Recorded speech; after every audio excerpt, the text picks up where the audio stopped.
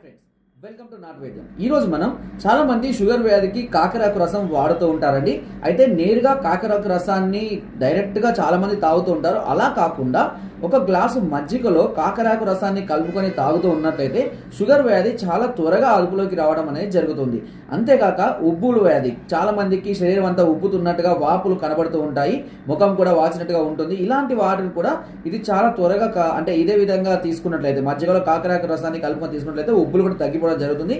అంతేకాకుండా స్త్రీలలో వచ్చేటువంటి తెల్ల బట్టను కూడా ఇది పూర్తిగా అదుపు చేయడం అనేది జరుగుతుంది. సో కాకరాకు వల్ల చాలా రకాల ప్రయోజనాలు ఉన్నాయి. అలాగే దీన్ని అధికంగా తీసుకుంటే చాలా రకాలైనటువంటి సమస్యలు కూడా వస్తాయి. ముఖ్యంగా శరీరంలో అధిక వేడి కానివ్వండి, లేదంటే షుగర్ బాగా లో అయ్యే అవకాశాలు కూడా ఉంటాయి. దీనివల్ల తల తిరగడం, తల తిప్పినట్టు అవ్వడం అనేది జరుగుతూ ఉంటుంది. సో కాబట్టి కొంచెం జాగ్రత్తగా సమస్యను బట్టి తీసుకుంటూ ఉండాలి. సో ఫ్రెండ్స్, నా వీడియో కనుక మీకు నచ్చినట్లయితే ఒక లైక్ చేయండి, షేర్ చేయండి అండ్ సబ్స్క్రైబ్ చేయడం మాత్రం అస్సలు మర్చిపోకండి. Thank you.